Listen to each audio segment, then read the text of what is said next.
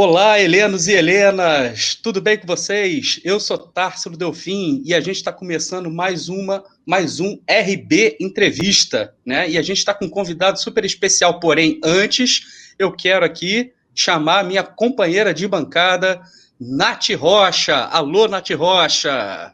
Fala, Irmandade Alvinegra, fala, amigo Tarso. Hoje uma entrevista super especial, né, com uma das pessoas símbolo aí, né, do Botafogo, né, desse mundo artístico. Essa galera vai curtir muito, vai ser bem legal. Galera, RB é cultura. Aqui não é só futebol, não, aqui é cultura geral.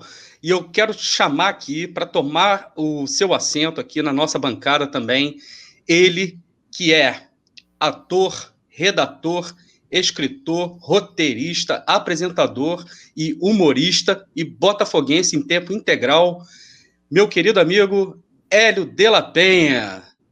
Seja muito bem-vindo, meu amigo. Salve, nação alvinegra. Olha aqui, ó, temos companhia aqui em casa. Quer ver? Peraí. Cadê? Opa, grande Jair. Aqui é assim, todo mundo é botafoguense. Até o cachorro que morreu foi enterrado com a bandeira alvinegra. Maravilha, cara, seja muito bem-vindo. É um grande prazer para a gente ter você aqui com a gente, aqui nesse espaço, aqui na RB. A gente vai falar muito de Botafogo, mas a gente também vai falar muito da tua carreira, a gente vai falar de várias coisas.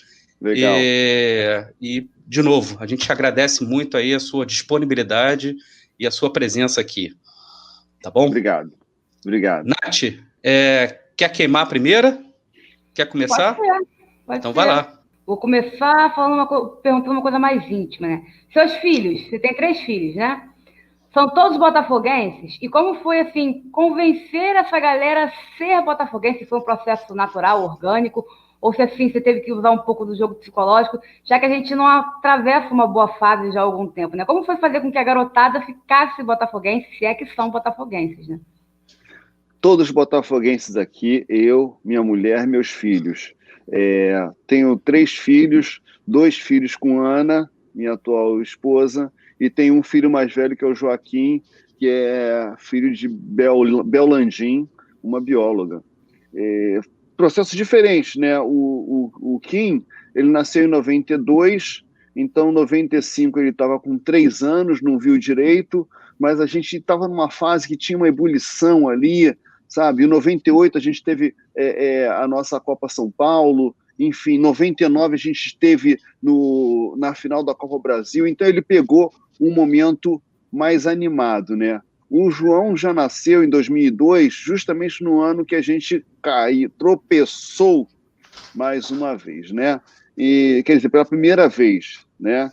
E ainda foi testemunha do nosso segundo tropeço. Então foram situações diferentes. O Joaquim, apesar de ter todo um momento ali mais favorável, ele tinha uma situação doméstica mais desfavorável para o Botafogo, porque a mãe dele é rubro-negra e não era uma simples rubro-negra. O avô dele era um cartola do Flamengo, desses muito ativos, e dos áureos tempos, do tempo do Zico, do tempo que o Flamengo foi campeão mundial. Então o cara, ele era enjoado. Faleceu um grande Landim, Zé Eduardo Landim, que ele era uma figura, apesar de flamenguista, um cara muito gente boa, engraçado, piadista e tal. Então, assim que quem nasceu, obviamente, ele mandou aquele kit rubro-negro que não entrou na maternidade, eu avisei ao porteiro, né? E ficou aquela perturbação. E o Kim, coitado, ele ficava meio dividido, queria ser Botafogo e Flamengo, sabe? E eu, separado recente, todo cheio de culpa. Ah, não, tudo bem, meu filho, não sei o que e tal. Quando comecei a namorar a Ana, que era botafoguense, estava em 95 lá no Pacaembu, a gente começou a namorar em 96, ela estava muito botafoguense. Então, e aí, assim que ela começou a ter intimidade lá em casa com o Joaquim, não sei o que, então ela falou assim: Joaquim, não existe isso. ou é Flamengo ou é Botafogo. Não tem essa conversa não, entendeu? E se tu quiser ficar aqui em casa, vai ser Botafogo. Aí eu, falei assim, que legal que chegou um macho, né? Que bom. Botou ordem na casa, maravilhoso, entendeu? E a gente, cara, aí a gente fazia altas coisas. A gente chegou ao ponto de, assim, eu fui a um jogo, Botafogo e Ponte Preta, o Botafogo começou a perder da Ponte Preta, eu comecei a dizer que o Botafogo era Ponte Preta, porque estava preto e branco. Entendeu? A gente usava as táticas mais sujas. Teve uma vez também que a gente foi a um jogo e estava frio, e o Kim estava com uma touca do Botafogo. E aí ele tirou a touca, enfim, com o calor, e botou na arquibancada, né? Dali a pouco, quando ele olhou, falou, papai, minha touca sumiu, não sei o quê. Aí teve um gol do Botafogo, o cara levantou, o carinha com a touca dele, ele falou, ai, minha touca ali, papai. Aí eu falei assim, filho, tá dando sorte, deixa com ele. Superstição acima de tudo, né, cara? Não tem essa, entendeu? Aí, quer dizer, enfim, aí teve um momento, ele se definiu Botafogo, entendeu? E a coisa foi bem. Os outros dois meninos, eles já nasceram botafoguenses, que tinha esse ninho alvinegro, a família da Ana é toda botafoguense, a minha família não, a minha família é vascaína, então, quer dizer, não tinha nenhuma influência rubro-negra, mas também estava mais distante, a gente estava mais próximo até geograficamente da família dela. Então, rolou tranquilo. Tanto que uma vez, assim, eu defini que era Botafogo, quando eu estava ali com 10 anos, 9, 10 anos ali, que foi 67, 68, aquela dobradinha em que a gente estava, tinindo, né? Até então eu não sabia exatamente qual era o meu time, porque a família pressionava para ser Vasco, eu não queria ser Vasco, e eu tinha um primo que era tricolor, e o cara era do mal, porque ele tinha uns objetos muito bonitos, chaveiro, flâmula, sabe? E ele vivia me entuchando de coisa do planeta. Só que eu não sei, por algum motivo, eu não tinha empatia, não rolava, não colou, entendeu? Quando a gente foi campeão carioca em 67, campeão carioca em 68, ainda mais dando de 4-0 no Vasco, aí não tinha conversa. Então, foi aí que eu me defini assim, eu sou botafoguense. Pois bem, estava conversando com meus filhos assim, um dia, aí eu falando assim, poxa, porque não sei o quê, quando eu virei botafoguense, aí um deles falou assim, eu nunca virei botafoguense. Eu falei, não? Falou, eu nasci botafoguense. Você foi escolhido, velho. Dentro da própria família você foi escolhido. Exatamente. Ô Hélio, falando em família, cara, há uns tempos atrás apareceu uma foto sua com seus irmãos no Jornal Extra.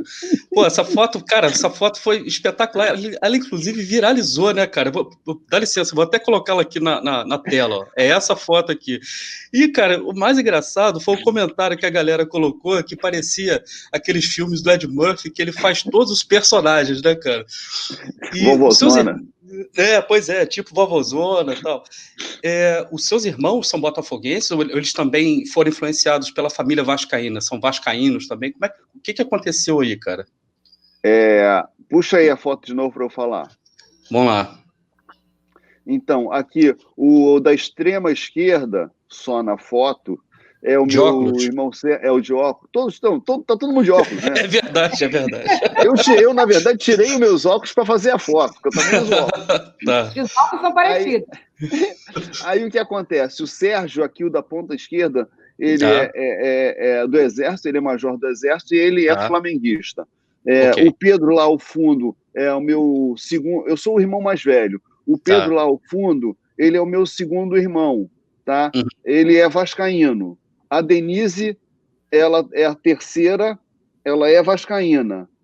O César, aqui mais perto de mim, também vascaíno. O Sérgio e o César, eles têm uma diferença grande para a gente. O Sérgio, à esquerda, ele tem 10 anos de diferença para mim. E o César, atrás de mim, tem 14 anos. Já lá atrás, o Pedro e a Denise são da minha geração de infância. Pode voltar aí, pode voltar. Minha geração de infância, entendeu? Então a minha infância foi com eles dois lá de trás. E foi naquela época que havia essa coisa do Vasco, não sei o quê, mas o Vasco não estava bem, entendeu?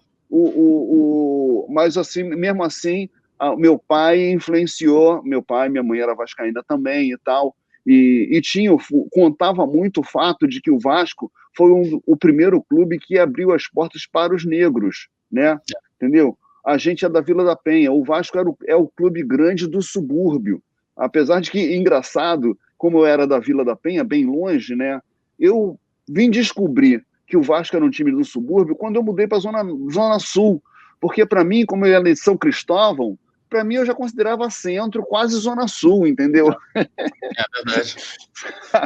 Para mim, clube do subúrbio, para mim era Olaria, era Bom Sucesso, Bangu, entendeu? Campo Grande, entendeu? O Vasco, para mim, já estava entre os grandes, já estava lá na frente, entendeu? E o América, Tijuca, porra, Tijuca é a zona sul da zona norte, né? É. Então, apesar de estar, apesar do América estar no Andaraí, mas quem mora no Andaraí diz que é Tijuca, né? É assim como o Romário, que mora em Brás de Pina e diz que é Vila da Penha, porra, nasceu porra, não tem comparação, entendeu? Ele fala assim, a estrada do Quitungo lá na Vila da Penha. Eu falei, Vila da Penha não, meu irmão. Vila da Penha é no Largo do Bicão em diante, aí é Brás de Pina, não vem tentar se enturmar com a gente, não. E como é que foi crescer, cara, lá na Vila da Penha? Como é que foi tua infância lá? Jogava muita bola na rua, cara? Quando você tinha 10 anos, você disse aí que você... na verdade, você descobriu que você tinha sido escolhido, né? Para falar a verdade. E como é que era na rua? Pô, você cresceu numa época boa pro Botafogo, né, cara? Exatamente. Tanto que eu fui influenciado por amigos, né? Eu tinha um amigão do ensino primário na época, né? Fundamental 1, e ele era botafoguense, já era bem botafoguense, o Otávio. Hoje ele mora, se não me engano, em Fortaleza, não sei nem se ele vai nos assistir aqui, mas ele, enfim, foi um cara que foi decisivo, porque 67, a gente feliz, não sei o quê, Botafogo campeão, e aí ele era Botafogo, então ele meio que, talvez ele nem saiba como ele me influenciou, e ele me mostrou uma vez uma notinha de um boato, uma possibilidade, que tinha um grande craque no Palmeiras, que era o César, um centroavante foda, entendeu? E que teve um momento que a gente entrou em conversa com ele. E esse Otávio, ele recortou essa notícia do Jornal dos Esportes, praticamente andava com ele no caderno, entendeu? Quando ele me mostrou, eu falei, porra, caralho, o César vem, não sei o que e tal. Então foi uma coisa que, porra, foi a primeira fake news que me influenciou, sabe? Então, a rua era espetacular. Aos 10 anos, a Vila da Penha não era um bairro urbano, a Vila da Penha era um bairro rural. A gente tinha, assim, a gente morava em casas, você tinha, na minha rua, tinha um prédio baixo de 3 andares na esquina e estava em construção um prédio um pouco maior, sei lá, 4, 5 andares na nossa rua. Então, a gente chamava de o edifício. Você vai lá no edifício, entendeu? Então, era coisa assim, terreno baldio, muitos terrenos baldios, sabe? Então, tinha muito campinho de futebol, campo de terra batida, sabe? E a gente jogava muita bola na rua, no paralelepípedo. Tinha muito time contra de uma rua contra a outra, entendeu? A gente podia jogar na rua porque o movimento de carros era baixíssimo. Era só aquele para-bola, o carro passava e vida que segue, entendeu? Então, estourei muito dedão em paralelepípedo, sabe? Entendeu? Mas muito, sabe? E era o tempo das bolas. Começou com bolas Pelé. Isso aí eu estou falando coisas. Entendeu? Eu estou contando para vocês coisas do passado. Vocês têm que ir no livro de história para saber disso. Estou falando de 68, 69, entendeu? Então, bolas Pelé. Isso, a bolas Pelé, inclusive, ela já era anterior a isso. Eu acho que era quando eu tinha. As bolas Pelé eram bolas de capotão, que a gente chamava de capotão também? Era uma bola de plástico. Era um plástico que ela vinha bem cheia, então era uma bola que ficava dura. E aí acontece que depois ela furava e ficava uma bola meio mole. Depois vieram as bolas dente de leite. Sim. Essa realmente acompanhou a minha infância. Bola, dente de leite e chuteira que chute foram balizar a minha infância. Sendo que, na verdade, eu falo chuteira que chute, mas eu não tive chuteira que chute. A gente jogava descalço. A gente jogava descalço, entendeu? Depois, quando eu entrei para o ginásio, Fundamental 2, aí para quem é millennium, eu entrei para o São Bento, e aí lá no São Bento a gente usava tênis rainha para futebol de salão e tal, entendeu? Então, a minha infância foi descalço, tênis bamba e depois tênis rainha. Mas jogando bola na rua, soltando pouca pipa, porque a minha mãe me obrigava muito a estudar, e tinha muito medo de pipa com choque, ser eletrocutado, ocerol, essas coisas todas, mas ainda assim, de vez em quando, a gente ia para a rua brincar e tal. E muita bicicleta, andar muito de bicicleta por ali, toda a área, toda aquele Vila da Penha, Brás de Pina, aí sim, área do Romário, entendeu? Vaz Lobo, aquilo tudo eu circulava de bicicleta direto, era muito bom. Um tempo que você saía de casa para brincar, nossos pais não tinham a menor ideia de onde a gente estava e não tinha a menor preocupação, entendeu? Coisa que hoje, quando o garoto sai do quintal e abre a porta do jardim, a mãe já fica, onde é que você vai, meu filho? Não sei o que, cuidado, né? Então, eram outros tempos. A Nath vai te fazer a próxima pergunta, mas só para complementar esse relato que você tá passando para a gente aí de jogar bola na rua. Na minha infância, quando eu jogava bola na rua, pelos ídolos que eu vi jogando no Botafogo, né, eu encarnava dois deles. Tinha dias que eu era ou Mendonça, ou tinha dias que eu era o Elinho, né? Variava, dependia da posição que eu jogava na rua, né?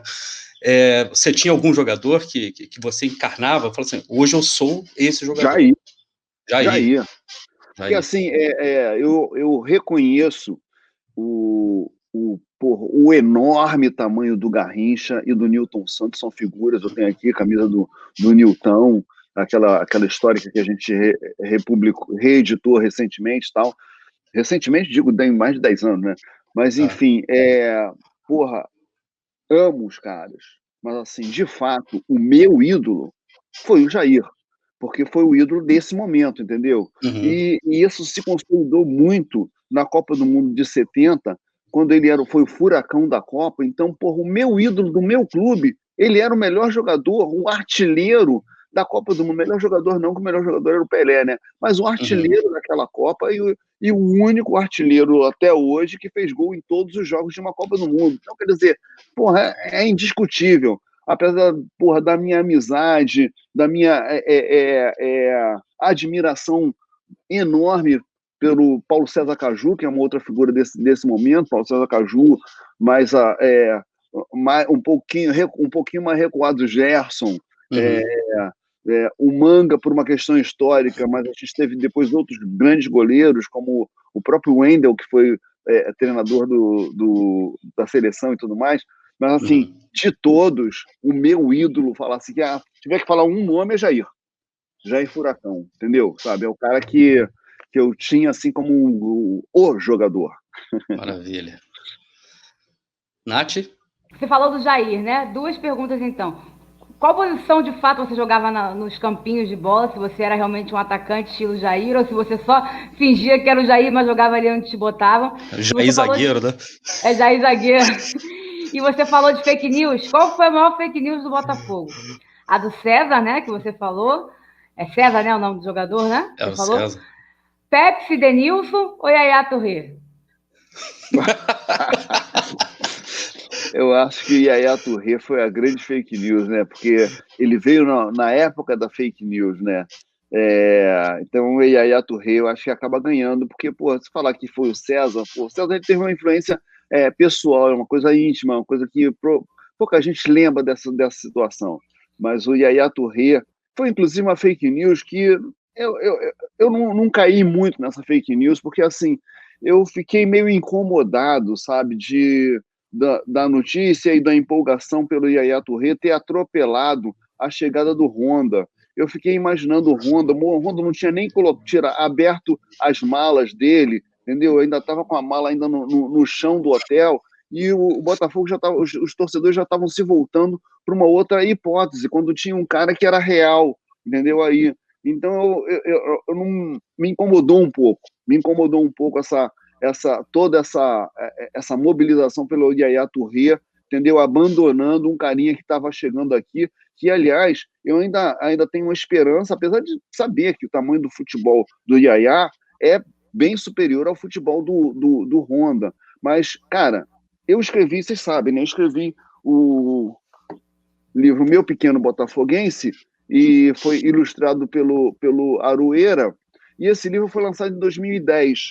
Estamos em 2020, e eu gostaria muito de reeditá-lo. Aliás, eu vejo assim que o Botafogo, tinha até que falar com alguém lá, porque eu vejo que eles recomendam alguns livros do Botafogo. O meu livro não está recomendado lá. Vocês podiam fazer uma pressão por mim, por favor. Eu acho que esse livro aqui, ele converteu muita gente e convenceu muitos garotos que tinham o pai botafoguense, o time ruim, porra, e o cara via uma história maneira.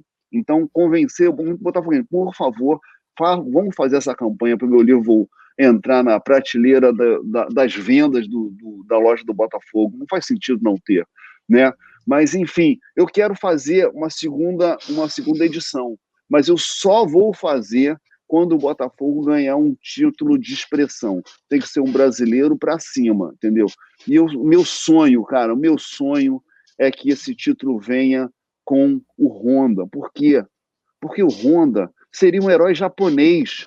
Eu poderia fazer um mangá, entendeu? Um super-herói japonês com Honda. Porra, ia ser sensacional, não acham? Pô, já tá plantada a ideia do próximo livro, pô. Porra, já tá total, só falta combinar com os russos. Botafogo ajudar, né? Exatamente. Inclusive, eu acho que você já podia escrever. O livro precisa sair antes do título ser conquistado, e a história inspirar tanto o clube que pode, de repente, ter como consequência um título. Aí... Porra.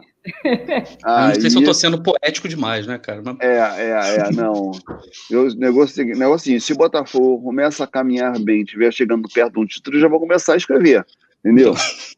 Eu vou começar a escrever, vou procurar o Aroeira de novo, saber se ele quer ilustrar. A pergunta é a seguinte, quando você lançou esse livro em 2010, ele foi escrito em 2010 ou 2009? Ele foi escrito no início de 2010. No início de 2010. Se ele foi escrito no início de 2010, o Botafogo foi campeão carioca aquele ano. Não, cara, o negócio é o seguinte, eu lancei esse livro numa segunda-feira e no domingo seguinte o Botafogo foi campeão, entendeu? Eu lancei justamente numa segunda-feira porque na época o Maurício Assunção naquela época, ele ainda era bem visto pela gente, eu tinha uma relação muito boa, sempre tive... Eu não costumo me envolver no processo eleitoral do Botafogo, a não ser uma vez que eu promovi um debate entre os candidatos, mas eu não costumo me envolver assim, de apoiar uma determinada chapa. A única vez que eu fiz isso, eu me fudi, que foi a reeleição do Maurício Assunção. Então eu prefiro não apoiar ninguém, e o cara que for eleito, ele vai ter o meu apoio, entendeu? Porque eu fico à vontade também para cornetar quando o cara vai mal, entendeu? Mas, assim, qualquer ação de marketing, mesmo o cara mal na foto, se o cara ligar para mim, eu tô ali. Se não for para apoiar eleitoralmente, politicamente, se for uma questão do clube, do time, estarei ali, estarei presente, entendeu? Então, eu nem sei por que eu estava falando isso. Você estava falando de escrever o livro. 2010. Escrevi o livro. 2010. Pois é, aí lancei ele numa segunda-feira, porque em contato com o Maurício Assunção, eu perguntei para ele qual era o dia que eu podia lançar em que eu teria presença de jogadores. Aí a gente fez o lançamento numa livraria no Rio Sul, para ficar pertinho do clube, porque o clube lá, a cartolagem, não me permitiu lançar o livro no clube. Olha só, não me permitiu. Entendeu? Não abriram as portas para mim. Mas, enfim, eu lancei ali, perto do clube, e ele convocou a galera. Até o Louco Abreu teve presente no meu lançamento, sabe? O Jefferson, enfim, a galera toda teve lá.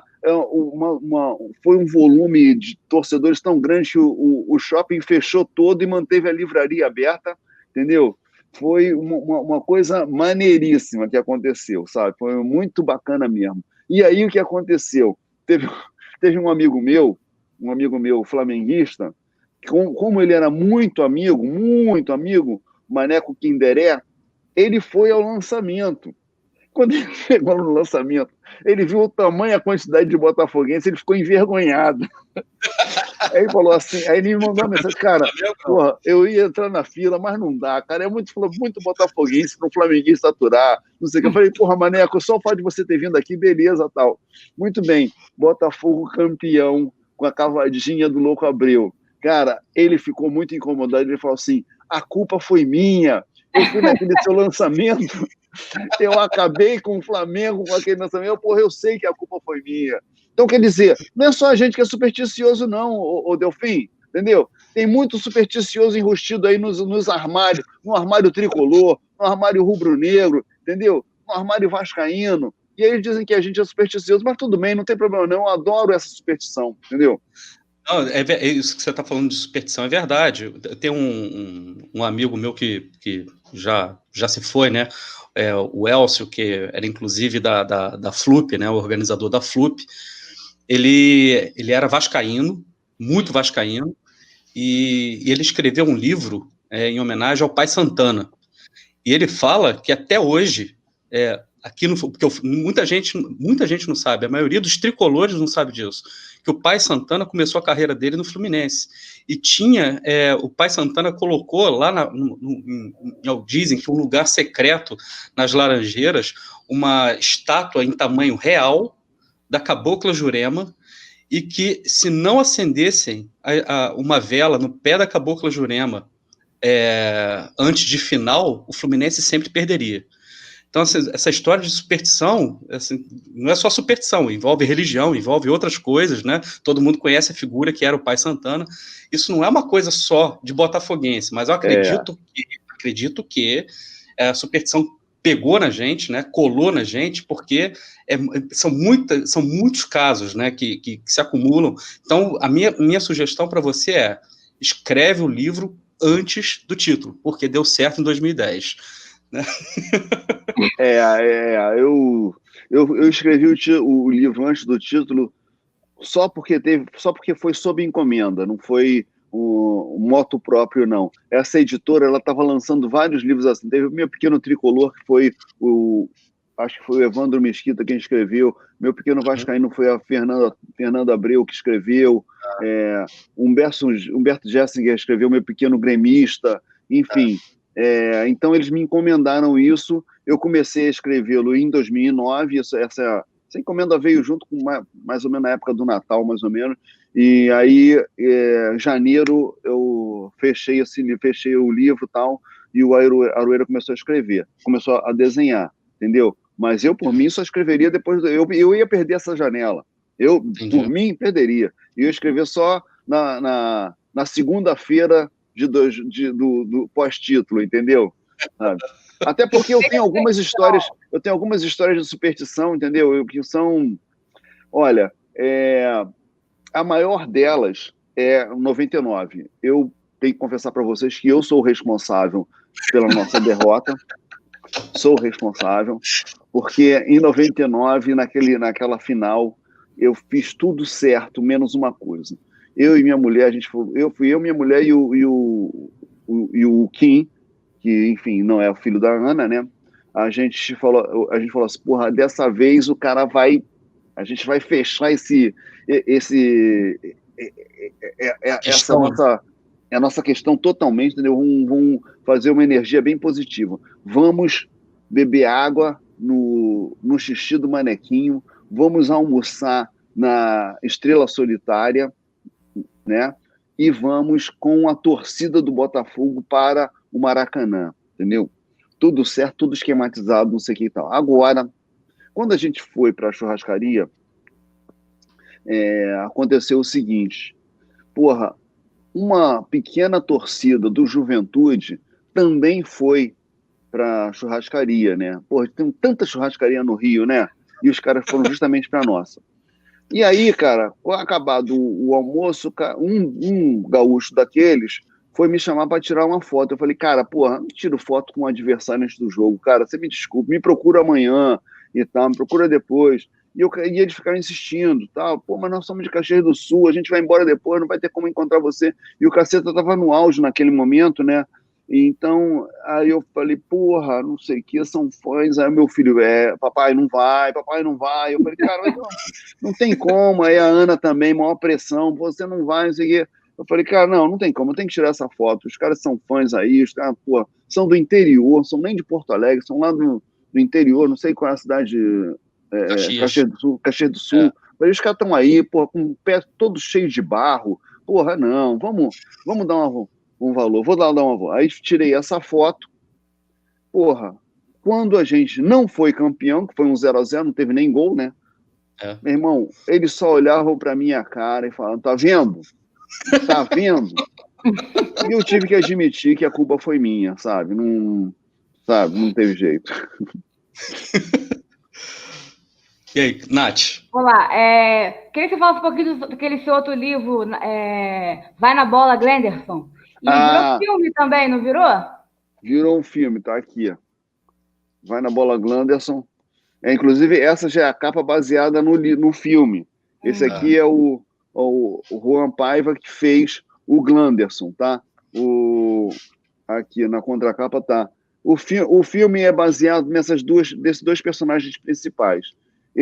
O Glenderson e o Ventania. Ventania é um brasileiro como outro qualquer, o Ailton Graça que está aqui, um brasileiro como outro qualquer, que, por desempregado, fudido e tal, achou que, porra, que podia se dar bem sendo empresário de jogador de futebol, sem entender porra nenhuma do assunto. E é uma comédia, obviamente, né? Então, ele saiu pelo subúrbio carioca e acabou descobrindo o Glenderson, que ia ser o cara que ele resolveu fomentar a carreira. Sendo que o Glenderson, ele já estava acima da idade das peneiras, já estava com 17 anos e tal, e tinha um problema, ele não tem 2 dedos no pé. Porém, a falta desses 2 dedos fez com que ele tivesse um chute de trivela incrível, tipo Didi, entendeu? Então era baseado nesse trunfo que o Ventania resolveu impulsionar a carreira do Glenderson. O Glenderson chegou até aí inicialmente ele iria para o exterior, que é o caso do livro, tá? O livro, o cara vai para a França, e aqui no filme, por questões orçamentárias, o exterior se tornou São Paulo, entendeu? Ele foi para São Paulo, conseguiu uma vaga no Corinthians e tal, mas enfim, não vou nem dar muito spoiler para vocês acompanharem. Esse filme ele correu aí vários festivais, não só no Brasil como no exterior. Ele teve no Fest Rio aqui no Brasil, teve no Festival de São Paulo, Festival Latino-Americano de Cinema, mas percorreu muitos festivais estrangeiros. A gente teve em Nova York, teve em Los Angeles, teve em Miami, teve em Roma, Lisboa, Paris, Berlim, enfim, estamos aguardando uma normalização para lançá-lo no cinema aqui, entendeu? Então, comercialmente ainda não foi lançado, mas eu acredito muito nesse filme, porque ele é um filme muito popular, uma história muito popular, sabe? Uma história bem bacana, e tem vários detalhes que tornam ele muito contemporâneo, detalhes de atrás das câmeras. É um filme que tem um elenco eminentemente negro e tem uma equipe negra. Então, quer dizer, e isso foi resultado de uma coisa inédita, que é você ter um comando negro. Você tem um roteirista, que sou eu, você tem um diretor, que é o Jefferson D., 2 negros. Então, a gente pôde trazer gente. A gente pôde trazer, inclusive, o diretor de fotografia, que é o Cristiano Conceição, que foi assistente de fotografia em vários filmes grandes, tipo Central do Brasil, e nunca teve a oportunidade de assinar uma fotografia num filme. Isso só foi possível porque você tinha pretos contratando, entendeu? Então, é diferente do Central do Brasil, Cidade de Deus, por exemplo, que é um filme que tem só preto no elenco. mas o comando é branco. Fernando Meirelles, um cara gente boa, inteligente, foda pra caralho. Mas a verdade é a seguinte, lá, na ilha de edição, nas decisões, nas mesas de reunião, você não via preto, entendeu? Então, é uma situação diferente do que a gente viveu aqui no processo do Correndo Atrás, né? Correndo Atrás é o nome do filme de onde veio o livro Vai na Bola Glandes. Você acha esse livro hoje não só em forma física, como também em e-book e também em audiobook, lá na ebook.com.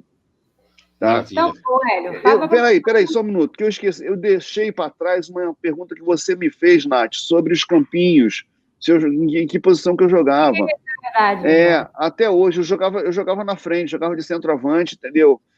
Jogava de goleador. Aliás, até hoje tem uma pelada tabajara que acontece no Horto, por conta do isolamento social, ela está suspensa há 3 meses, mas a gente vai retomar, e ali também eu jogo como artilheiro, como goleador, tá? Isso graças a uma arma que meu pai me deu, ele não é bolsonarista,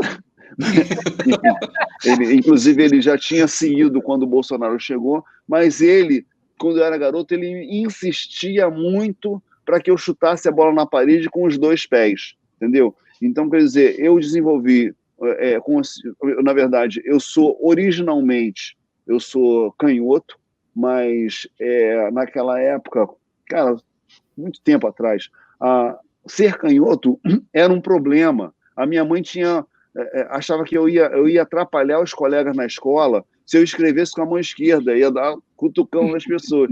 Então, ela me ensinou a escrever com a mão direita. Eu não sei escrever com a mão esquerda. Quer dizer, eu acabei, por instinto, eu sei um pouquinho, ainda consigo, se tiver um problema na mão direita, eu consigo escrever, consigo até desenhar um pouquinho com a mão esquerda. Mas, assim, chutava com o pé direito também, mas também chutava com o pé esquerdo, sabe? Então, consegui ficar um pouco ambidestro. Então, surpreendo de vez em quando, porque quando o cara acha que eu tenho que virar para a direita para chutar, eu posso mandar um biquinho com a canhota lá no canto, entendeu? Então, quer dizer, é isso, tá, Nath? Você já pode ter o reserva do Pedro Raul no Botafogo, aí, tá vendo? Porra, vou te dizer, eu posso ser um conselheiro, assim, o preto velho que vai lá dar uns conselhos para ele.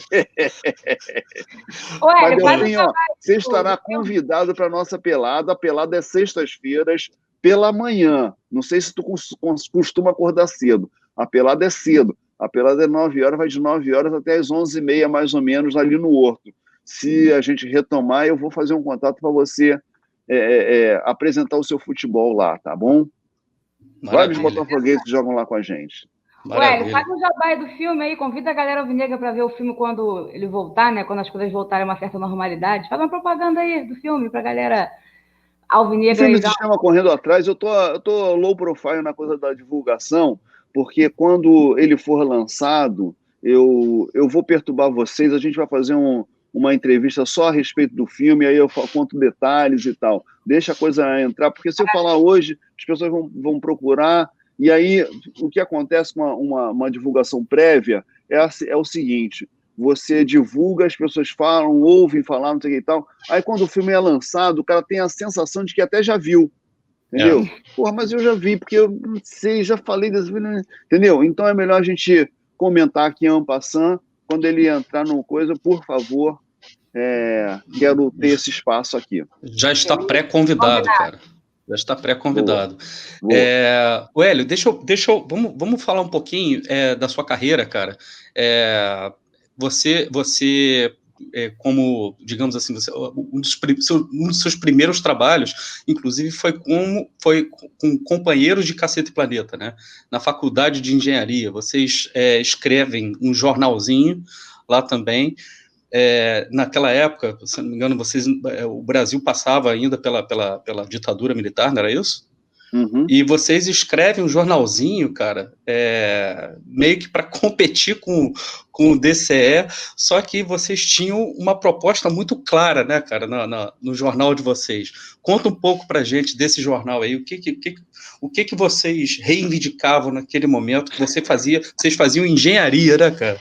que vocês reivindicavam ali? O ano é 1978. Eu acho muito importante falar o ano em que as coisas acontecem, porque hoje em dia as pessoas elas têm uma dificuldade muito grande de entender o passado. Eu acho, inclusive, que os professores de história estão tendo muita dificuldade de lidar com a nova geração, porque eles não entendem que o passado aconteceu no passado, entendeu? Eles querem que o passado aconteça no presente. Eles querem que as pessoas do passado se comportem de acordo com o que pensam, que a sociedade pensa hoje. E isso é simplesmente impossível, tá? Aí o cara acha que tudo que aconteceu, que a gente vivia na Idade da Pedra, naquele passado remoto e tal, e por que a gente era aquela besta quadrada que pensava desse jeito? Gente, aquela era a forma de se pensar, entendeu? Aquele era o jeito que toda a sociedade se comportava. Bem, enfim, feito esse parênteses, vamos ver, vamos seguir aí, porque eu tô com um problema, cara. A dificuldade de interpretação de textos, ela vai extrapolando e passa de texto para filme, para vídeo, para série, para Twitter, para tudo, entendeu? Uma dificuldade danada, sabe? Você tem que explicar piada, sabe? É uma encrenca, sabe? Recentemente, até antes de completar aí, de começar a história do passado, recentemente teve uma dessas, sabe, essas campanhazinhas que rolam no Facebook, tipo, poste aqui os 10 melhores livros os 10 livros que te marcaram, os 10 discos que te marcaram e tal. E aí uma pessoa, que eu não me lembro nem o nome do cara, ele botou entre os 10 discos, 10 álbuns que marcaram ele, botou o Preto com Buraco no Meio. E aí o disco foi censurado pelo Facebook, porque o algoritmo leu Preto com Buraco no Meio, achou que era uma coisa ofensiva aos negros, quando na verdade estávamos nos referindo ao LP. O LP, o vinil, ele é preto e tem um buraco no meio. Isso veio pelo fato de que a gente estava fazendo o disco, o tempo todo fazendo, compondo músicas e tal, e todo mundo perguntando, como é que vai ser o nome do disco? Como é que vai ser o nome do álbum? E a gente, depois a gente pensa nisso, isso aqui. Aí quando, mais para frente, quando começaram a perguntar qual era o nome do álbum, a gente falou, vai ser Preto com Buraco no Meio, Preto com Buraco no Meio. E a gente acabou botando o nome do disco de Preto com Buraco no Meio. E aí, deu essa encrenca toda. Enfim, o carinha teve que explicar para o sujeito que, na verdade era isso, blá, blá, blá. Aí conseguiu depois liberar a imagem, mas fim da picada. Voltando lá, então, para 1978, 78. Só uma curiosidade. Fala que ano vocês nasceram. Eu nasci em 76. 87. Então, você tinha 2 anos e você ainda faltavam 9 para vir ao mundo, né? Então, quer dizer, eu estava na faculdade nessa época. Então, o que acontece? Na mesma turma da engenharia entramos eu, Beto Silva e Marcelo Madureira. A gente era exatamente da mesma turma. E a gente já atuava no movimento estudantil.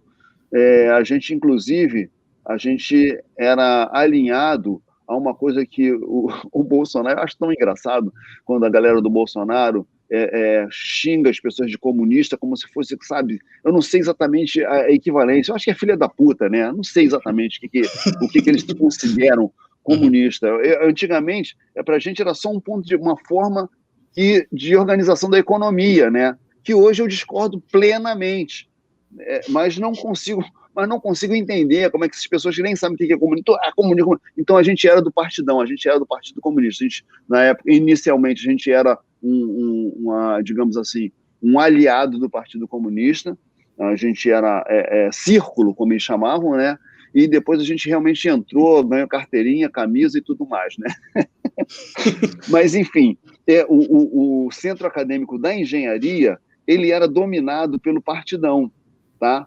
Então, a gente era alinhado a eles, a gente fazia campanha, a gente participava da diretoria e tudo mais. Só que o movimento estudantil como um todo era muito sisudo, muito carrancudo, sério e tal. E a gente fala, bicho, isso não dá, cara, isso a gente não é a nossa cara, vamos fazer um jornalzinho para sacanear o movimento estudantil? Aí, bora, nós 3, né? Aí a gente fez um jornalzinho, a gente se reuniu, tal, cada um trouxe um textinho, tal, e imprimimos ele numa impressora a álcool que a minha mãe tinha por ser professora e imprimimos tipo 100 exemplares e levamos para o Recreio. A galera adorou, o negócio foi rapidamente, a gente teve que fazer mais exemplares daquele número. E a gente foi fazendo outro, não sei o que e tal. Esse número inicial que lançou a campanha que o Delfim está falando aí, que a gente lançou a campanha, na época, a campanha dos estudantes era por mais verba para a educação. Campanha que até hoje continua válida, né? E aí vocês formam essa amizade ali, cara, e a partir daí vocês começam a trabalhar juntos?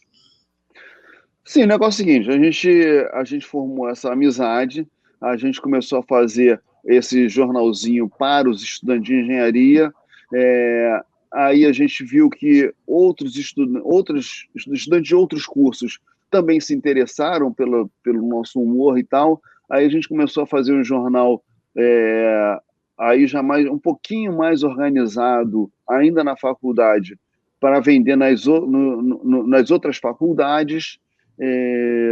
Dali adiante a gente chamou o Bussunda, Cláudio Manuel e até uma outra galera que depois saiu e resolvemos fazer um jornal que não se restringisse às universidades, tá? Que ela se expandisse também para a Zona Sul, falar de comportamento, não sei o que e tal. E aí a gente começou a fazer um jornal que a gente rodava já em gráfica e que, enfim, a gente vendia de mão em mão, assim, no Posto 9, no Baixo Leblon, no Baixo Gávea, enfim, onde tivesse uma rapaziada, a gente ia lá com o nosso jornalzinho. Quando tinha Festival de Inverno de Ouro Preto, a gente juntava aquele jornalzinho e tal. Então, cara, assim, eu vou pegar um período aqui no Brasil, porque a gente tem que pegar um período que vocês, explodem, né, cara?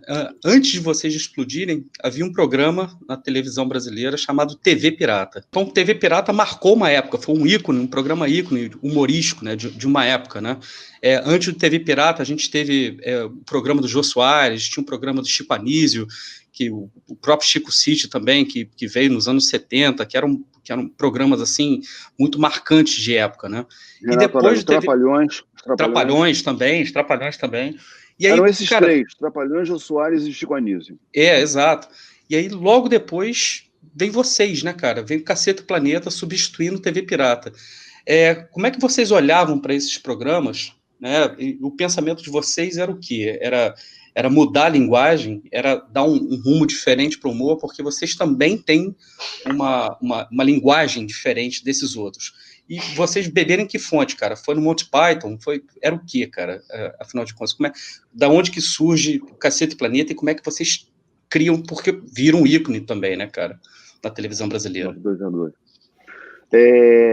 Vamos lá, por partes. Em primeiro lugar, o TV Pirata já éramos nós, né? Sim. Nós, TV Pirata, o TV Pirata só foi possível porque havia Caceta e Planeta na redação, entendeu? Então o TV Pirata, ele foi uma coisa, um projeto muito bem sucedido, liderado pelo Guel Arraes, o diretor Guel Arraes, e o redator final Cláudio Paiva. Cláudio Paiva foi um dos fundadores do Planeta Diário, tá? Cláudio Paiva, Hubert e Reinaldo criaram o TV Pirata, o Planeta Diário. Caceta Popular, eu, Beto e Marcelo criamos, depois incorporamos Bussunda e Cláudio Manuel. Muito bem. Mas o jornal Planeta Diário, ele já era um jornal, já era profissionalizado. Ele vendia em bancas e tal. A Caceta surgiu desse jeito que a gente contou aí, e quando o Planeta Diário lançou em 84, já em bancas, ele deu uma dor de cotovelo fodida na gente. A gente procurou a editora do Planeta Diário, que era a editora Núcleo 3, e propusemos fazer uma revista de humor. A gente estava num momento um momento de abertura, né? Pós-ditadura, a Caceta realmente surgiu na época da ditadura, na época do último governo militar, que foi o governo Figueiredo, e o Planeta Diário já surgiu naquele momento, surgiu em 84, momento de ebulição de Iratajá e tudo mais, enfim, uma novidade. A gente colou com eles e o cara topou o nosso projeto, então a gente lançou a Caceta Popular Revista.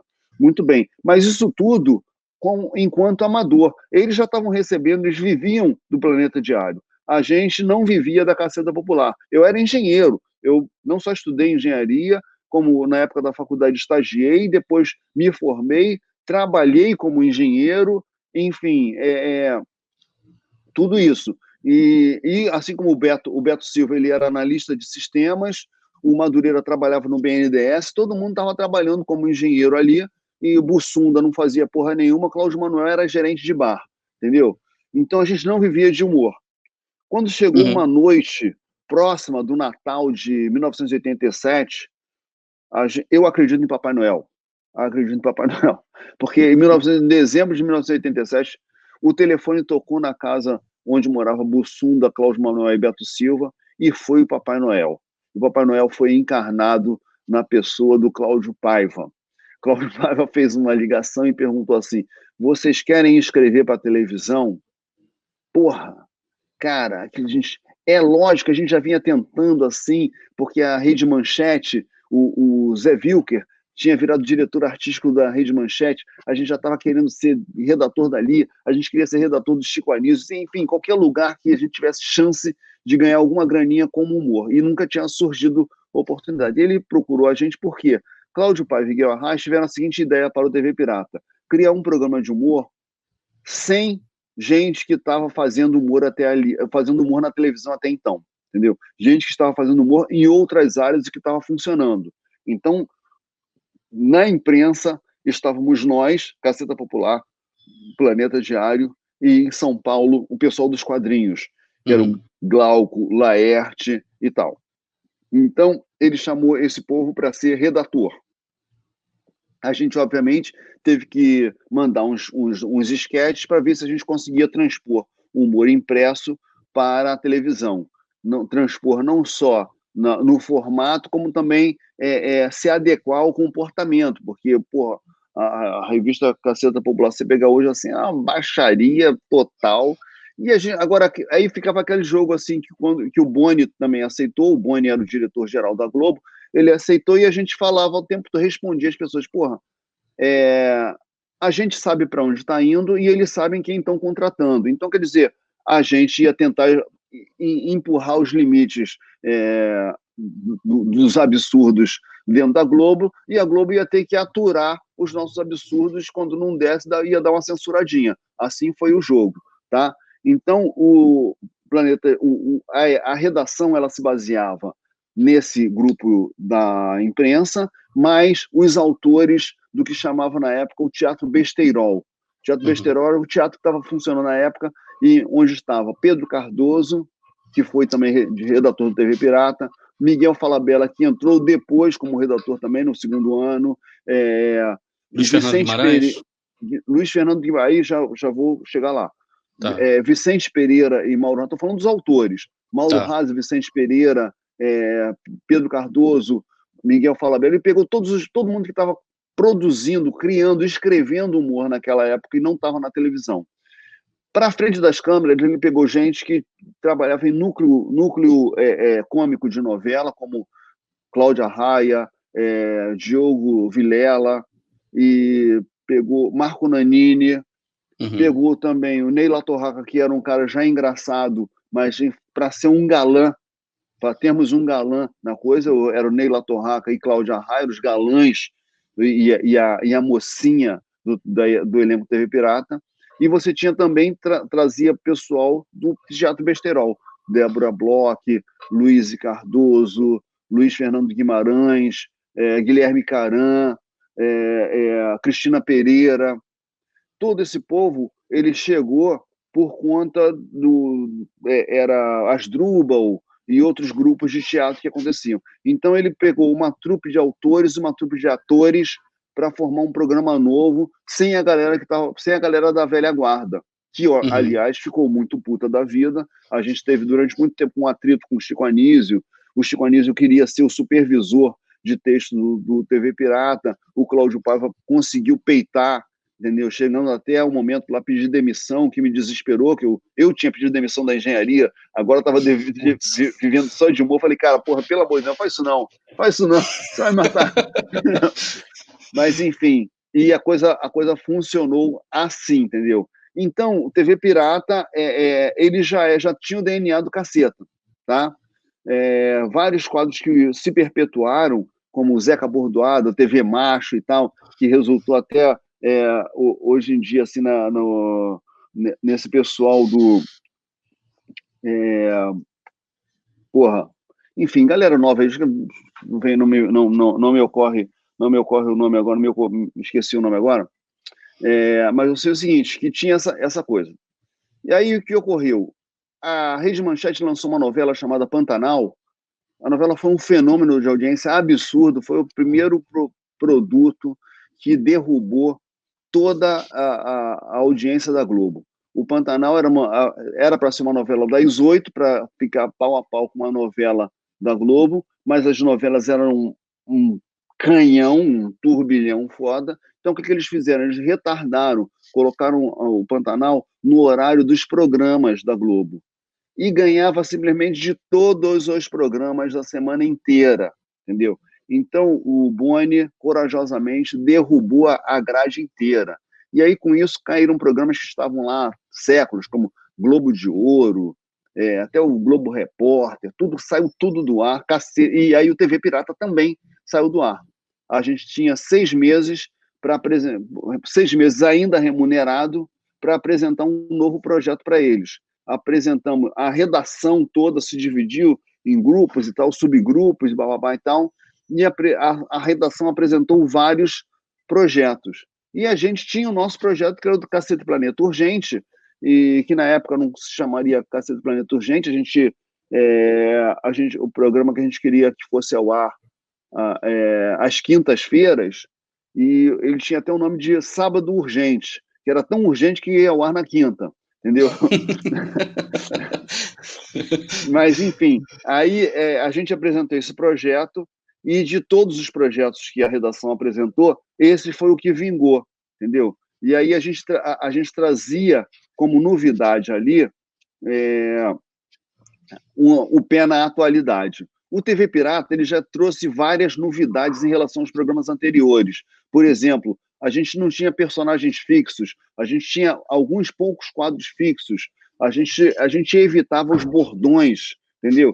A gente tinha os quadros curtos. Se a gente fosse fazer uma paródia de um comercial, por exemplo, o quadro duraria o tempo de um comercial, 30 segundos, entendeu? E os quadros de humor até aquela época, eles eram todos grandes. Um quadro tinha no mínimo 5 minutos, entendeu? E a gente insistia. Então a gente encareceu a produção, sabe? Encareceu até porque sofisticou.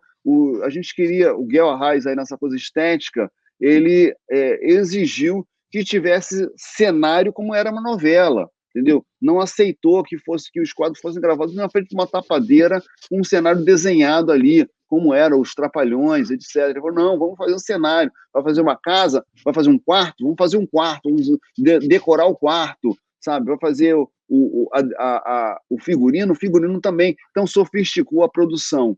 Isso é uma coisa. E outra, assim, para o público, o TV Pirata ele não tinha claque. Aquele risinho no final. Uma das coisas que o Chico Anísio apontou que ia ser a razão do fracasso do programa. Já de antemão ele falou, esse programa não vai dar certo, ele não tem claque, as pessoas não vão saber a hora de rir. E a gente defendia, cara, eles vão saber sim, quando for engraçado eles vão rir, fica tranquilo, entendeu? E o Boni peitou, que era uma coisa, uma novidade de linguagem, que precisava ter uma figura muito grande para aceitar colocar isso no ar, entendeu? Naquela época, cara, as novidades elas eram criadas a partir das ideias novas que surgiam. E um problema sério que começou a acontecer com a televisão de tempo para cá, desde que o Caceta saiu do ar, foi que ele começou a ser pautado por pesquisas, entendeu? Então, o departamento de pesquisa, o departamento de estatística, ele começou a ficar muito forte.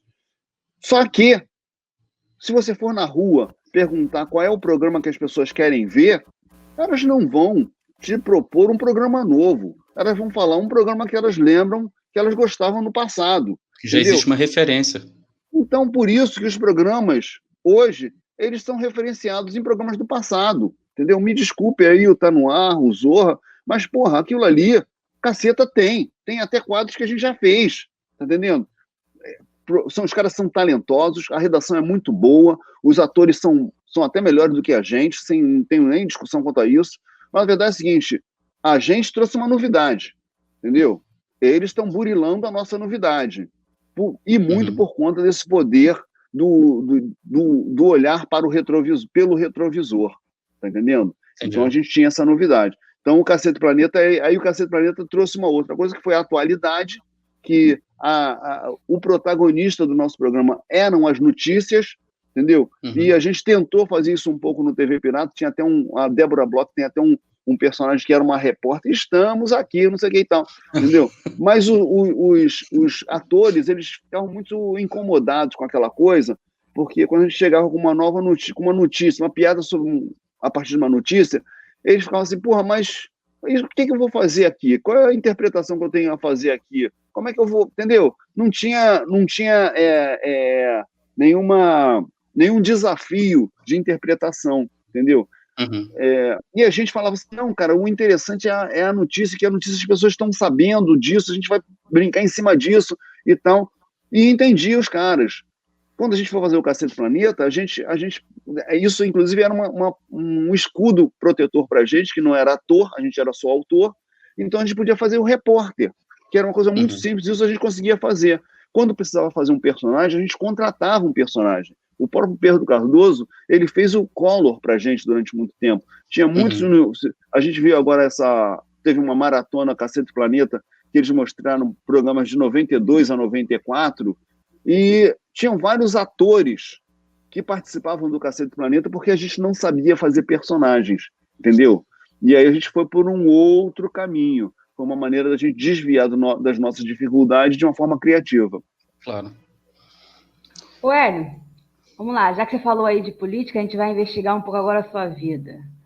Fala pra gente o que aconteceu, onde você estava, né, no dia 17/12/95. Isso parece pergunta de investigador, né, cara? O que aconteceu ali no aeroporto? Qual é a importância dessa data? Às 18h30. Qual é a importância dessa data para você? Essa data é uma data muito especial, né? Essa data aí, inclusive, no domingo 6 de junho de 2020, eu entrei na minha ampulheta e voltei para 17 de dezembro de 95 para ver aquele jogo que nos trouxe nosso título, né? Aliás, um joguinho muito safado, né? Porque, enfim, tivemos... A arbitragem acabou virando protagonista no futuro, né?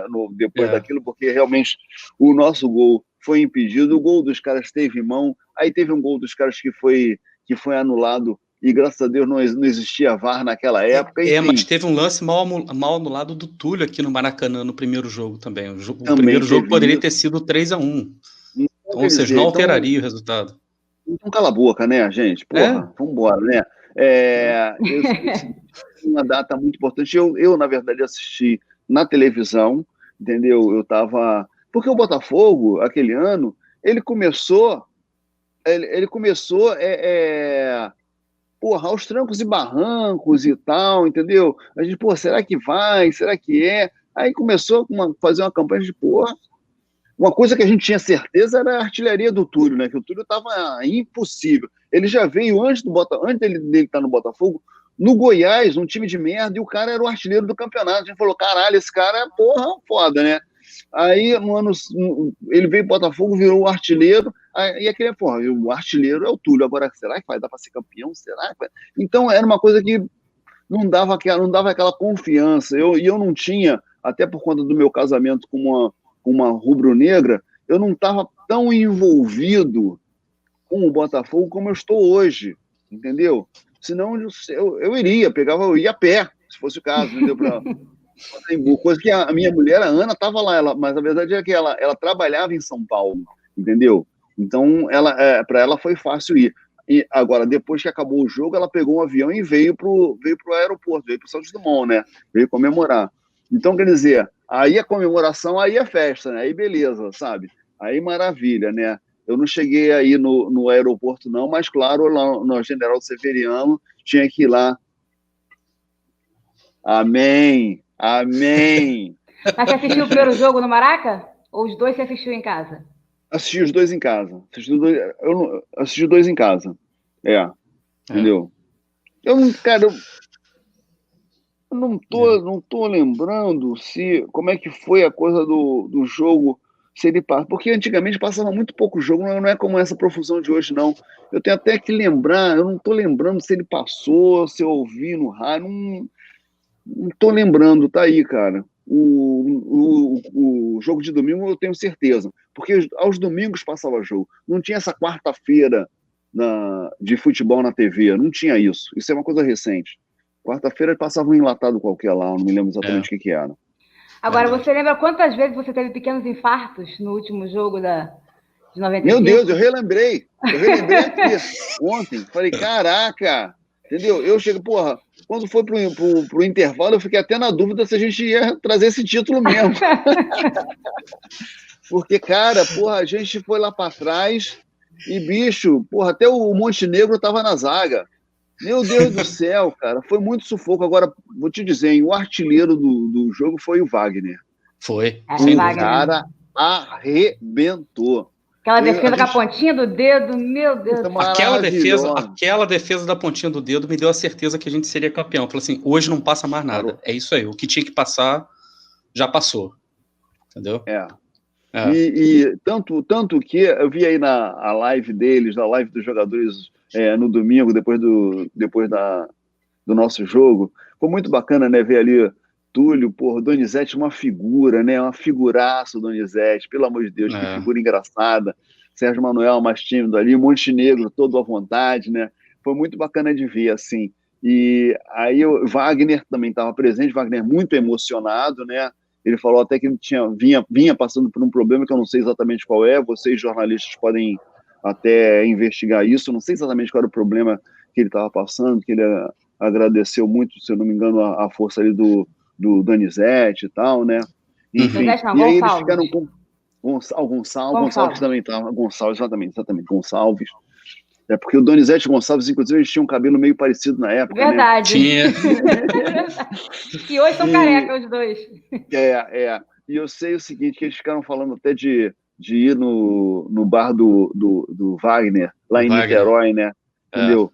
E eu tô doido pra... Pô, quando passar essa quarentena, cara, eu acho que vai ter um dia que vamos ter que marcar uma invasão a esse Eu falei isso com o Léo Russo. Eu entrevistei o Léo Russo esses dias. Falei, Léo, cara, a gente tem que ir lá, tem que baixar todo mundo lá no restaurante do Wagner, que vai ser bacana pra caramba, me chama, por favor. Demorou, me chame, já por favor. Quero ir. Ô, Hélio, aliás, a gente fala. Não, pode falar, cara. Não, porque era um assunto só paralelo, assim, que Pode falar. Eu fui um dia na sede do Botafogo, fui até para fazer uma palestra sobre um outro assunto lá, sobre educação e tal, que o Botafogo dessa vez cedeu o seu salão para esse evento de educação, e aí eu fui ver como é que estavam minhas contas, se eu estava devendo alguma coisa, fui lá na tesouraria, e um funcionário lá me falou que rola uma pelada às sextas-feiras de tarde entre os funcionários. Aí eu botei meu nome, bota meu nome no Zap aí. E até hoje, aí, eu botei meu nome no Zap, veio essa porra dessa pandemia, eu não pude ir numa pelada do Fogão, em pleno Fogão, General Severiano. Tô doido pra jogar uma bola ali, cara. Mas como diz o Léo Russo... Você é sócio proprietário, Hélio? Ou só sócio torcedor? Espera aí. Só um minutinho.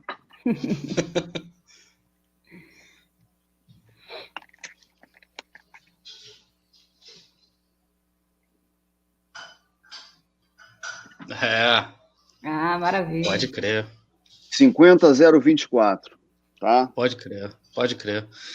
O Hélio, cara... Foi o Beto de Freitas que me deu esse brinde aqui maravilhoso. Maravilha. Cara, a gente está se aproximando do final aqui, eu queria deixar 2 comentários aqui, eu queria que você comentasse sobre eles, né?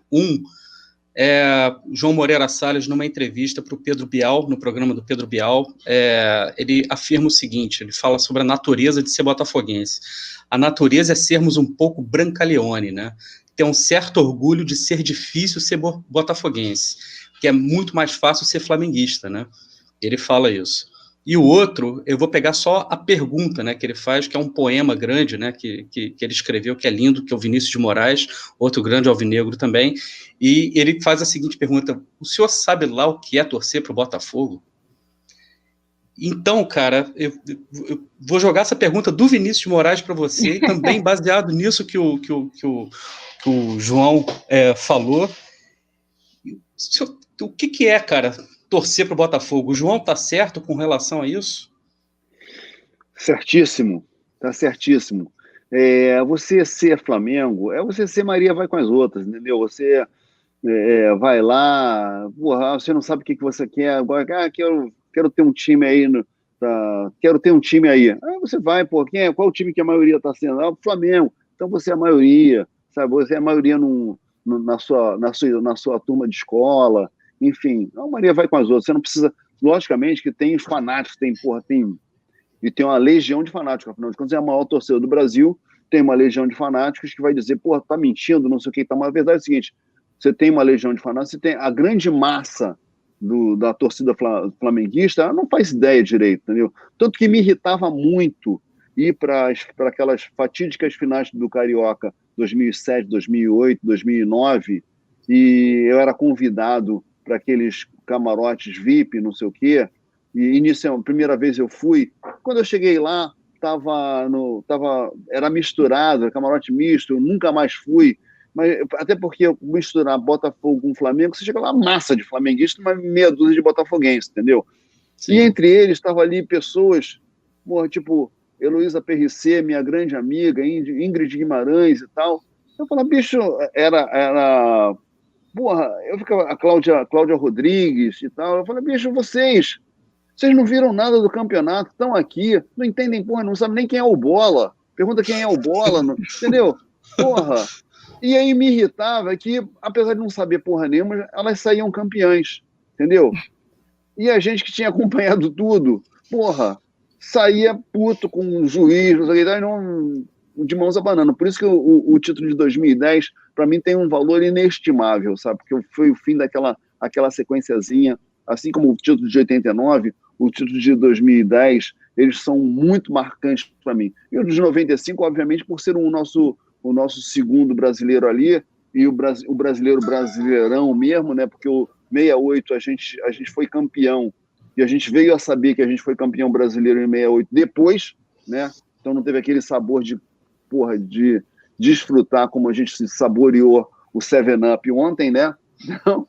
Então realmente, é uma coisa especial ser botafoguense. A gente tem um Exército Brancaleone, a gente valoriza muito cada vitória, entendeu? Porque elas são raras, entendeu? Cada conquista é uma conquista difícil, então você acaba guardando, acaba lembrando, entendeu? Se você for campeão toda hora, porra, você vai lembrar do último, do penúltimo você já esqueceu, entendeu? Ou vai lembrar daquele quando você era garoto, que aí por algum motivo teve uma razão importante. Então, quer dizer, eu acho que tem essa coisa assim, que o João Moreira Salles tem toda a razão. Eu acho que ele foi cirúrgico na sua avaliação de que nós somos um exército de Brancaleone e que nós valorizamos. E sabe o que acontece?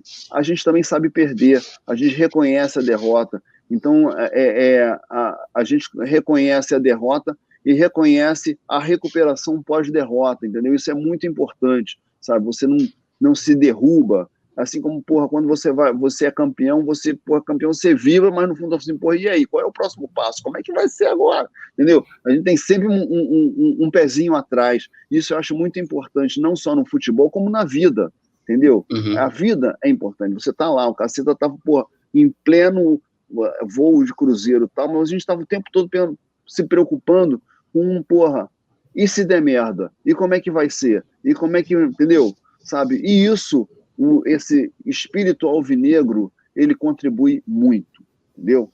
Maravilha.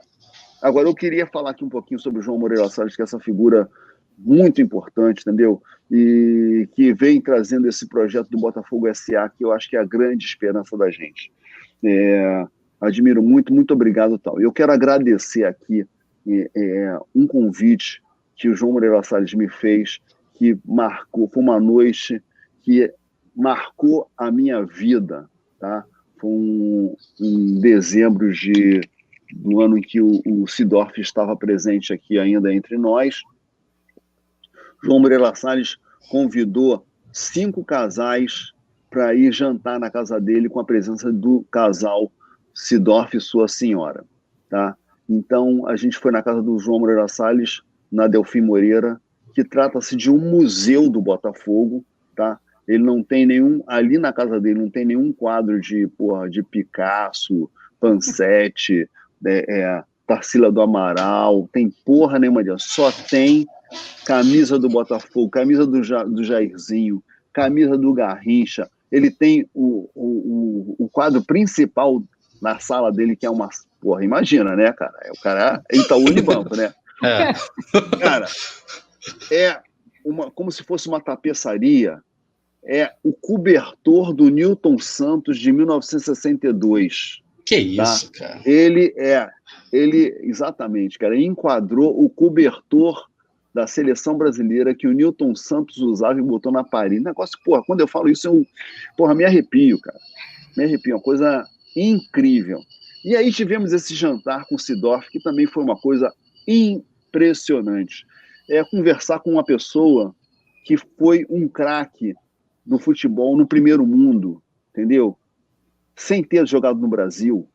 A gente foi o clube que, pela primeira vez, importou um craque que não é um brasileiro, que veio, sabe, veio do seu auge para jogar no Botafogo. O Seedorf, uma coisa maravilhosa. E nesse jantar, o Seedorf, ele começou a criticar os hábitos do futebol brasileiro. E ele não estava falando do campo, ele estava falando do bastidor. Então, uma coisa que irritava muito a ele era a concentração. Não pela concentração, mas o lanchinho da concentração. Ele falou, cara, meu lanchinho era pizza, é bolo, é salgadinho. Ele falou, porra, isso não é alimento de atleta. Isso é comida de torcedor, entendeu? Por que não tem aqui uma refeição para um atleta, entendeu? Aí alguém falou assim, não, mas sabe o que é?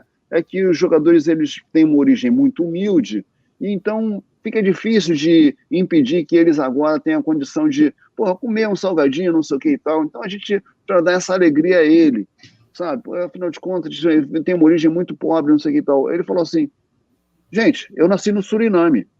E aí, ganhei, né? Bicho, não é isso não. O cara, se ele tem origem pobre, agora foda-se. O cara agora é um atleta. Ele tem que comer feito um atleta. Aí outra coisa que ele falou assim, que eu achei muito interessante, ele falou assim, cara, o caminho do vestiário, tanto no Engenhão quanto em General Severiano, o caminho do vestiário até o campo para os jogadores atual é simplesmente humilhante. É humilhante por quê? Porque ele é cheio de quadros de antigos heróis do Botafogo, dos heróis do passado, tal. O cara, ele sai do vestiário com 1,80 m, chega com 1,5 m no campo, o cara se sente um merda. Ele fala assim, eu acho que deveria ter uma sala onde você reverencia o passado. E nesse caminho, botar a foto dos jogadores, falar assim, porra, eu sou foda, até eu tô aqui, ó, nessa parede, entendeu? E chegar com autoestima elevada no campo. Eu achei isso muito interessante. Achei muito interessante, entendeu? Agora, teve um outro detalhe assim que ele falou que eu falei, aí não. Que ele falou Quer assim, mudar o hino? Ele falou, o hino de vocês, por exemplo. Aí eu falei assim, nosso hino, né, Seedorf? Não, por enquanto nosso, mas enfim. Eu falei assim, eu falei, qual é o problema do hino? Ele disse, o hino tem a seguinte frase, não podes perder para ninguém. Um hino que, primeiro, tem a palavra perder 2 vezes. E segundo, o empate é um bom resultado? Não, isso não pode estar no hino. Achei muito bom também, né? Espetacular. Eu falei, cara, tá tudo certo, mas, não vamos mudar o hino, não. Não mexe nisso, não. Entendi, mas tá bom, para por aí. Hélio, cara, a gente quer te agradecer imensamente, cara, pela sua generosidade, por ter ficado aqui com a gente esse tempo todo. A gente poderia ficar 3 horas conversando contigo aqui, claro, se você quisesse, né? Mas, cara, eu sei que tem muito papo e o convite já está feito para o lançamento do filme, tá? Assim que ele sair. O convite também está feito para a gente invadir o restaurante do Wagner, assim que, como diz o Léo Russo, quando isso tudo passar. E, cara, pô, valeu mesmo, muito obrigado de coração. A Rádio Botafogo te agradece demais, cara, pela sua generosidade, pela sua disponibilidade. Nath, quer agradecer aí, por favor? Eu quero agradecer, acho que o papo foi muito bacana. Dizer que em breve, fico na torcida que a gente vai ganhar um título de expressão, aí você vai vir aqui de novo para a gente continuar esse papo, e ser um papo ainda mais agradável. Isso. E agradecer pelo carinho com a gente, com a torcida alvinegra, você como um símbolo, né, e artístico do Botafogo, que representa o Botafogo, que eu acho que é muito bacana trazer esse tipo de conteúdo também para a nossa torcida. E ainda mais essas histórias aí maravilhosas que você conta, né? Eu queria que você falasse rapidamente sobre qual é a sua expectativa para a SA, né? Acho que faltou um pouco isso, que é a expectativa de todos nós para que dê certo, para que a gente volte aí ao lugar que o Botafogo nunca deveria ter saído. E é isso, agradecer a sua participação. Obrigado. Não, rapidamente posso falar que a minha expectativa sobre a SA é total. Eu acho que a única possibilidade que a gente tem de virar esse jogo, entendeu? Privatizando o futebol do Botafogo, tornando aquilo, deixar de ser um joguinho de comadre, porque com todo o respeito que eu tenho ao Montenegro, eu vejo assim que tem um oligopólio, uma pequena parcela de cartolas e de pessoas influentes que estão sempre em todas as diretorias ali. A gente,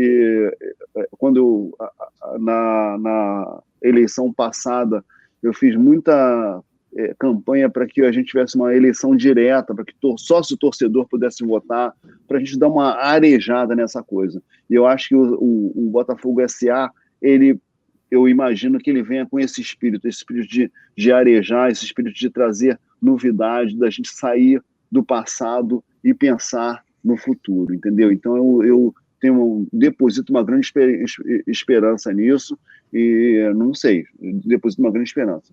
Quero também aqui agora aproveitar, agradecer a vocês essa oportunidade aqui, foi uma conversa ótima. Eu gosto de conversar com vocês, porque assim acabo relembrando coisas que estão na minha cabeça que estão lá e estão esquecidas. Aí vocês fazem as perguntas, eu acabo, puxando da minha memória, entendeu? E eu estava preocupado até para não ficar repetindo as mesmas histórias, já que, nessa pandemia, vocês imaginam a quantidade de canais botafoguenses onde eu já tive que dar o meu depoimento. Falei, caralho, esse Botafoguense está passando por essas lives todas, essas entrevistas, está ouvindo sempre as mesmas histórias, vamos tentar dar uma variadinha. Mas essa era a nossa ideia, por isso que a gente também quis falar bastante também da sua infância, a gente quis falar da sua carreira, entendeu? Para a gente não ficar sempre voltando no mesmo assunto. Como que você começou a ser Botafogo? Engenhão, Maracanã, entendeu? A ideia seria justamente fazer você se sentir bem à vontade, a gente estender para você um tapete preto e branco, para você fazer desse espaço sua casa também. E reitero mais uma vez, você já está pré-convidado para que a gente continue esse bate-papo em breve, né? Sobretudo quando tiver o lançamento do livro. Beleza. Tá bom, meu querido? Valeu, um grande abraço para vocês. Grande abraço, Hélio. Valeu, Nath, obrigado. Aí, obrigado a vocês aí que estão prestigiando a nossa conversa. Valeu. Boa noite, helenos e helenos. Muito obrigado por tudo. Um grande abraço. Abraço, galera. Boa noite. Falou, tchau.